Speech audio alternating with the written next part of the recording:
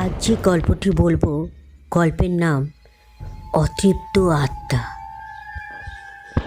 আমার অভ্যাস একটা লম্বা ছুটি পেলেই বেরিয়ে পড়া, শহর থেকে বাইরে কোথাও বেড়াতে। লোক আমায় বলতো ভবঘুরে। পুজোর ছুটি হতেই মা বললেন, সচি, এবার আর কোথাও যাস নে, পুজোটা কলকাতাতেই কাটিয়ে দে। আমি বললাম, আমি মধুপুরে যাব বলে সব ঠিক করে রেখেছি, তুমি বাধা দিলেই একটা কিছু গণ্ডগোল বাঁধে। বেড়াতে যাওয়া ছাড়া তুমি যা বলবে সব শুনবো মা, তুমি দয়া করে আর ও কথা তুলো না। অগত্যা মা চুপ করে গেলেন। আমিও তোড় জোড় করতে লাগলাম। অফিসের এক মারোয়ারি ভদ্রলোক মধুপুরে সম্প্রতি বিরাট এক বাড়ি কিনেছেন, সেখানেই যাব।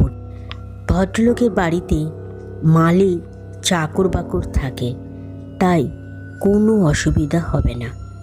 খুব নির্জন জায়গা, আশপাশের প্রাকৃতিক দৃশ্যও ভারী মনোরম। সঙ্গে মোট 60 বিশেষ কিছুই নিলাম না, শুধু একটা সুটকেস, বিছানা আর কিছু বই নিয়েই বেরিয়ে পড়লাম। ট্রেনে উঠে যেন হাঁপ ছেড়ে বাঁচলাম। শহরের কোলাহল ছাড়িয়ে ট্রেনটা চলছে। মাঠ ঘাট বন বাদার পেরিয়ে যেতে বেশ লাগছিল। সন্ধ্যের আগেই গন্তব্যস্থানে পৌঁছালাম। একটা টাঙ্গা করে দিব্যি ফুরফুরে হাওয়া খেতে খেতে প্রকাণ্ড বাড়িটার গেটের সামনে এসে নামলাম। বাড়ির নাম বিশ্রাম। এমনিতেই দেখতে চমৎকার, 3-4 বিঘের ওপর জায়গা। সামনেই বাগান আছে বটে, কিন্তু গাছগাছড়ায় কেমন যেন ঝুপড়ি হয়ে গেছে।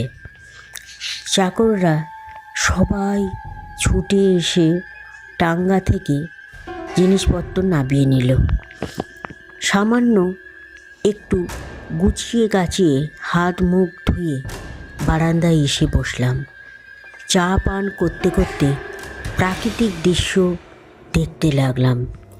সূর্য ডুবে গেছে অনেকক্ষণ, গাছে গাছে অন্ধকার নেমে আসছে। স্বর্গীয় জমিদারের গাছের শখ ছিল।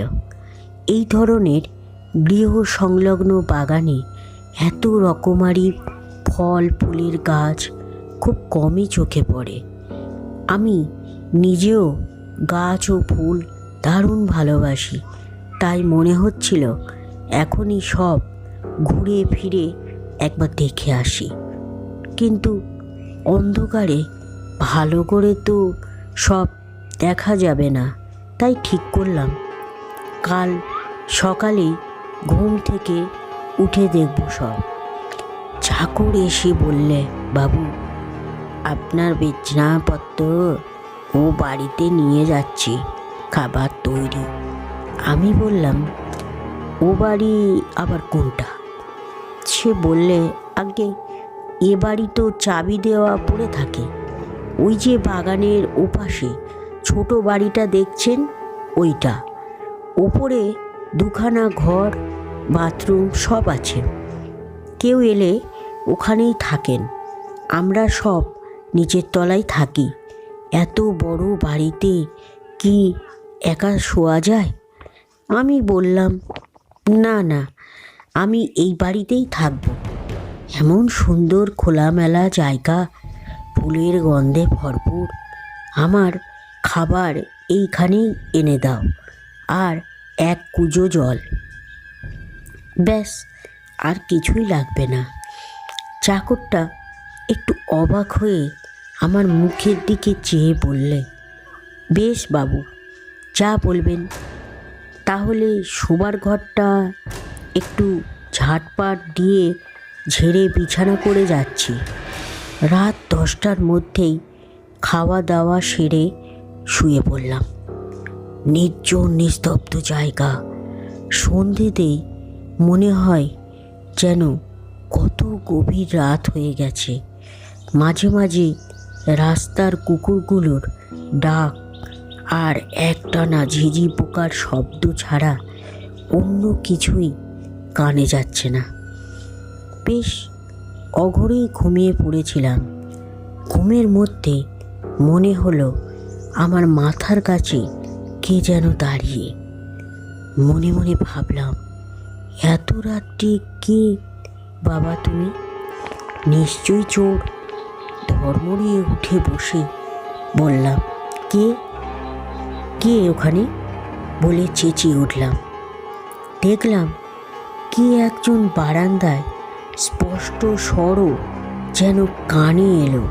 সে বলল, কি মুশকিল, ভয় পাচ্ছেন কেন? ভাবলাম বোধহয় বাড়িরই কেউ হবে। বললাম, মুশকিলই তো, রাত দুপুরে এখানে কি দরকার তোমার?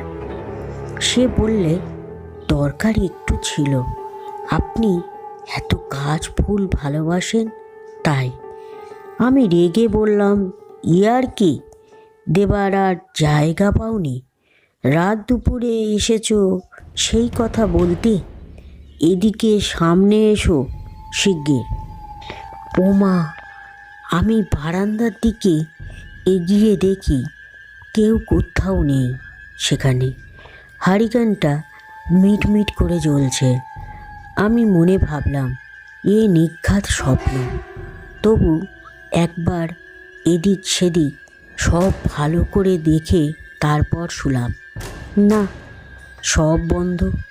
কোথা দিয়ে কে আসবে? সকালে উঠেই প্রথমে বাগানে গিয়ে গাছপালা ফুল দেখতে লাগলাম। সত্যি অপূর্ব। এমন দেশি বিলেতি ফুলের সমাবেশ সচরাচর বড় একটা দেখা যায় না। কিন্তু অযত্ন, অবহেলায় আর আগাছায় সব যেন মুষড়ে পড়েছে। কতকগুলো ফুল গাছ তো ঝোপ আর কাঁটা বনে চাপাই পড়ে গেছে। ভারী দুঃখ হলো দেখে।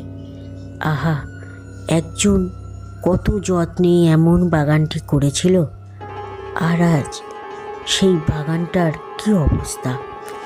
পাঁচিলের গায়েও কত নাম না জানা লতানো গাছ।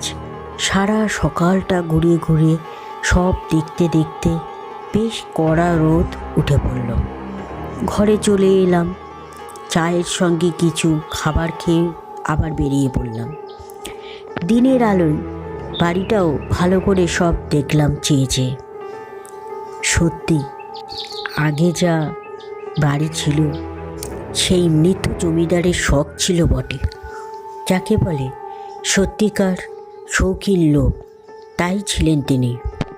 আসবাবপত্র, ছবি ও ছবির ফ্রেম থেকে সব কিছুর মধ্যেই শিল্পী মনের পরিচয় রয়েছে। শুনেছি জমিদারের নাকি কেউ ছিল না, আত্মীয়রাই বাড়িটা বেচে দিয়েছে। না জানি জমিদার বেঁচে থাকতে কি শোভাই না ছিল বাগানটার। পরদিন রাত্রে আবার যথারীতি খাওয়া দাওয়া সেরে শুয়ে শুয়ে হারিকেনের আলোতে একটা ম্যাগাজিন নিয়ে পড়তে লাগলাম। হঠাৎ গত দিনের মতো মাথার কাছে সেদিনও কে যেন এসে দাঁড়ালো। আমি কিছু জিজ্ঞেস করবার আগেই তিনি বলে উঠলেন, ভয় পাবেন না, আমার কথাটা শুনুন। আপনার কোনো ভয় নেই। এ বাড়ি একদিন আমারই ছিল। আমি কিং কর্তব্য বিমূঢ়। কি জিজ্ঞাসা করব কিছুই ভাবতে পারছিলাম না। চোখের সামনে দেখছি একজন ভদ্রলোক দাঁড়িয়ে। এরই বাড়ি ছিল বলছেন। তবে তবে কি? আর কিন্তু না। ভদ্রলোক বলে যেতে লাগলেন, দেখছেন মশাই বাড়িটার দশা। বাগানটার মায়ায় আমি এখনও এখান থেকে যেতে পারছি না। বিশেষ করে একটা খুব দামি ও দুষ্প্রাপ্য ফুলের গাছ আছে এখানে। সেটা আমি অনেক টাকা খরচ করে অনেক কষ্টে জাপান থেকে আনিয়েছিলাম। সেই ফুলের গাছটা গেটে ঢুকতেই ডান দিকের ঝোপটার ভেতর দেখতে পাবেন। হ্যাঁ হ্যাঁ, আপনি দেখবেন তাতে একটা ফুলও ফুটেছে। রঙটা স্কাই ব্লু, মানে আকাশি রঙের। বুঝলেন না? বুঝবো আর ছাই। ভেতর অবধি গলা শুকিয়ে তখন কাঠ হয়ে গেছে। বেঁচে আছি কি মরে গেছি তাও বুঝতে পারছি না। তা তোমার কথা কি বুঝবো? ফ্যাল ফ্যাল করে তার দিকে চেয়ে রইলাম। জমিদার ভদ্রলোক বলে যেতে লাগলেন, হ্যাঁ মশাই, এই কাজটা আপনাকেই করতে হবে। আপনি তো আমারই মতো গাছপালা প্রেমিক। এর কদর আপনি বুঝবেন। ওই ফুলের গাছটা আপনি যখন যাবেন সঙ্গে নিয়ে গিয়ে আপনার বাগানে পুঁতে দেবেন। একটু যত্ন করলে গাছটা নিশ্চয়ই বাঁচবে। আপনি নিয়ে গেলে আমি মনে ভারী শান্তি পাব। সে সময় আমি হ্যাঁই বলেছিলাম কি না বলেছিলাম সে কথা কিছুই আমার মনে ছিল না। কিন্তু সকালে উঠে দেখি আমার গাছের কথা স্পষ্ট মনে আছে, আর আমি খাটের নিচে উপুর হয়ে পড়ে আছি। কাউকে কিছু না বলে সোজা চলে গেলাম গেটের কাছে। লোকটা তো মরে ভূত হয়ে গেছে, কিন্তু গাছটাকে বাঁচাবার জন্য তার এই চেষ্টা সত্যি কি না দেখা যাক। ওমা, সত্যিই তো ঝোপের মধ্যে সুন্দর নীল রঙের মস্ত একটা ফুল যেন জ্বলছে। সত্যি অপূর্ব। এমন ফুল আমি জীবনে কখনো দেখিনি। মালিকে ডেকে বললাম, এই গাছটা ফুল সমেত তুলে দাও। তোমার বাবুকে গিয়ে আমি বলবো খন।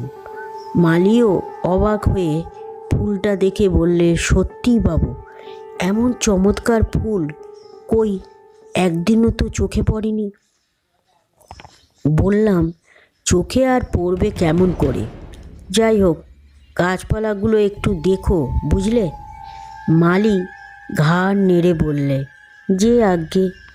ফুল গাছটা নিয়ে কিন্তু সেই দিনই বিকেলে ট্রেনে বাড়ি ফিরে এলাম। পরে শুনেছিলাম আমার দেখা মৃত জমিদার হুবহু ওই রকম দেখতে ছিলেন যাকে আমি রাতের অন্ধকারে দেখেছিলাম। কিছুদিন পরে আবার অনেক যত্নে আমার বাগানে আবার গাছটাকে ফুলে ফুলে ভরিয়ে তুললাম। এখন যখনই আমি আকাশি রঙের ওই ফুলগুলোর দিকে তাকাতাম আমার মনে পড়ত সেই প্রকৃতি প্রেমিক জমিদার ভদ্রলোকের কথা। ঈশ্বর ওনার আত্মার শান্তি দিন। এখানেই গল্পটি শেষ করলাম।